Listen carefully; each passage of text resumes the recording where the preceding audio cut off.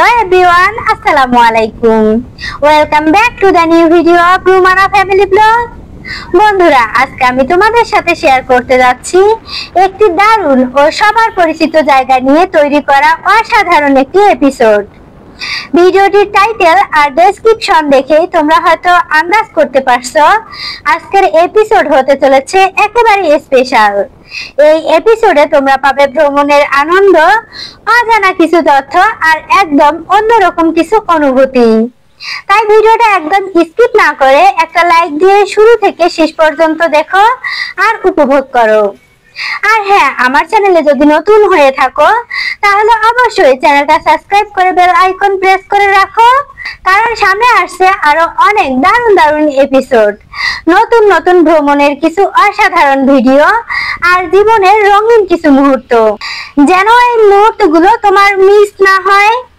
তাহলে চলো শুরু করা যাক আজকের এই অসাধারণ ভিডিওটি।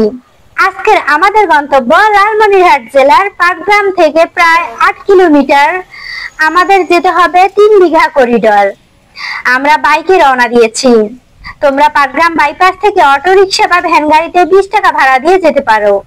বন্ধুরা, এই সুন্দর রাস্তার অসাধারণ দৃশ্য দেখতে দেখতে কাঙ্ক্ষিত গন্তব্য 3 বিঘা করিডোরে চলে এলাম। এখানে পৌঁছে বুঝলাম কেন সবাই এই জায়গার কথা বলে। সত্যি এক অসাধারণ জায়গা, যেখানে প্রকৃতির সৌন্দর্য আর শান্তি একসাথে মিলিত হয়েছে। আমি আমার পরিবার নিয়ে অনেকবার এসেছি এই জায়গায়। এখানে আসলে মনে হয় যেন আমি নতুন কোনো দেশে ভ্রমণ করতেছি। আর তার সাথে জানবো এই করিডোরের বিস্তারিত তথ্য, সবকিছু নিয়ে সাজানো আজকের এই এপিসোড। তো বন্ধুরা, ভিডিওটি ভালো লাগলে লাইক, কমেন্ট ও শেয়ার করতে ভুলো না। বন্ধুরা, শুরুতে জানাই 3 বিঘা করিডোর সম্পর্কে। এই 3 বিঘা করিডোর হলো ভারতের ভূখণ্ডের ভিতর দিয়ে পশ্চিমবঙ্গ, কুচবিহার, বাংলাদেশকে দেওয়া একটি সরু স্থলপথ, যার মাধ্যমে দহগ্রাম, আঙ্গুরপোতা, পাটগ্রাম, পানবাড়ি, কুচলিবাড়ি সীমান্ত দিয়ে মূল ভূখণ্ডে আসা যায়। এই করিডোরটির আকার সরকারিভাবে 178 বাই 85 মিটার। এটাই 3 বিঘা নামের প্রেক্ষাপট। বন্ধুরা, আমরা এর ইতিহাস যদি জানতে চাই তাহলে আমাদেরকে যেতে হবে ব্রিটিশ আমলে। ব্রিটিশ আমলের শেষ দিকে কুচবিহার রাজ্য ও রংপুর অঞ্চলের কিছু গ্রাম ছিটমহল হিসেবে ছড়িয়ে ছিটিয়ে ছিল। স্বাধীনতার পর বাংলাদেশ ভারতের মাঝে এই ছিটমহল সমস্যা টেকনিক্যালি রয়ে যায়, যার মধ্যে দহগ্রাম, আঙ্গুরপোতা ছিল বাংলাদেশের সবচেয়ে বড় একটি অংশ, যা চারদিক দিয়ে ভারতীয় ভূখণ্ডে বেষ্টিত। নিরাপদ চলাচল, চিকিৎসা, শিক্ষা ও প্রশাসনিক সেবার জন্য সরাসরি সংযোগ দরকার ছিল। তার সমাধানের জন্যই এই 3 বিঘা করিডোর। আর এই করিডোরের জন্য 1958 সালে নেহেরু-নুন চুক্তি, ছিটমহল বিনিময়ের প্রস্তাব ওঠে, কিন্তু তখন এর পুরোপুরি বাস্তবায়ন হয় না। পরবর্তীতে 1974 সালে দহগ্রাম, আঙ্গুরপোতা বাংলাদেশ থাকবে, বদলে ভারত দক্ষিণ বেরুবাড়ি রাখবে এবং ভারত বাংলাদেশকে চিরস্থায়ী লিজে 178 বাই 85 মিটার আকারে 3 বিঘা করিডোর দিবে, যাতে দহগ্রাম, পানবাড়ির মধ্যে চলাচল হয়।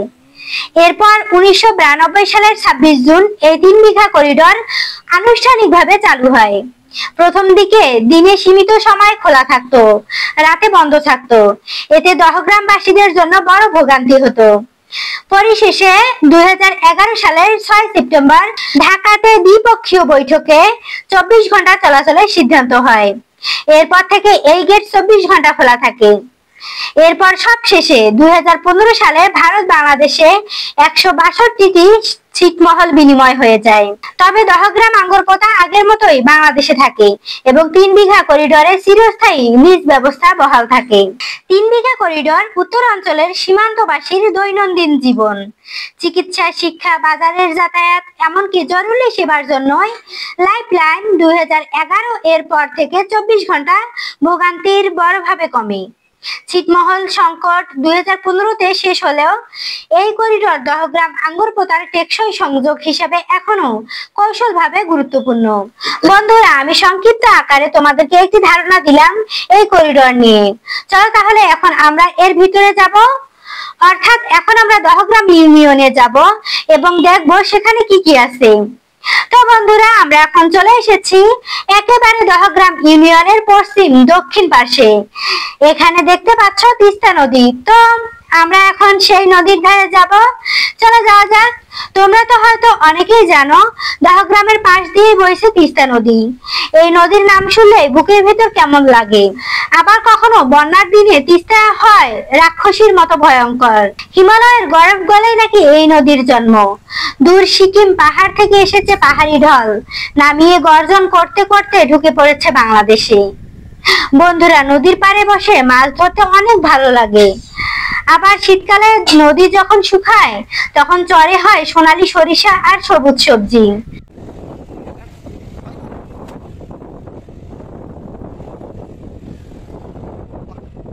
বন্ধুরা, এই তিস্তা নদীর দুই রকম রূপ দেখায়।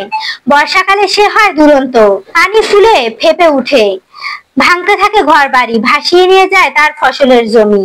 তখন মানুষ কাঁদে, পরিবার হারা হয়, ভিজে মাটি ছাড়ে। আবার শীতকালে নদী শুকিয়ে যায়, বালু চড়ে হাঁস চড়ায়। এই নদী তাই কখনো আশীর্বাদ, কখনো অভিশাপ। কিন্তু বন্ধুরা, একটা কষ্টের কথা বলি, শীতকালে যখন উজানে ভারতের পানি আটকে দেয় তখন আমাদের এই নদী প্রায় শুকিয়ে যায়, ফসল নষ্ট হয়ে যায়, কৃষকের চোখে পানি আসে। আমরা শুধু চাই তিস্তার পানি যেন সারা বছর একটু সমানভাবে আসে, তাহলে এই নদী হবে সত্যিকারের আশীর্বাদ। তো বন্ধুরা, ভিডিওটি আর লম্বা করব না। তোমাদের আমি পরবর্তী ভিডিওতে দেখাবো দহগ্রাম ইউনিয়নের আঙ্গুর পোতা কোথায়, আঙ্গুর পোতার সম্পূর্ণ বিশ্লেষণ। তো ঠিক আছে বন্ধুরা, আজকে আমার এই ভিডিওটি তোমাদের কেমন লাগলো অবশ্যই কমেন্ট করে জানাতে ভুলবে না। সবাই ভালো থাকো, সুস্থ থাকো, আল্লাহ হাফেজ।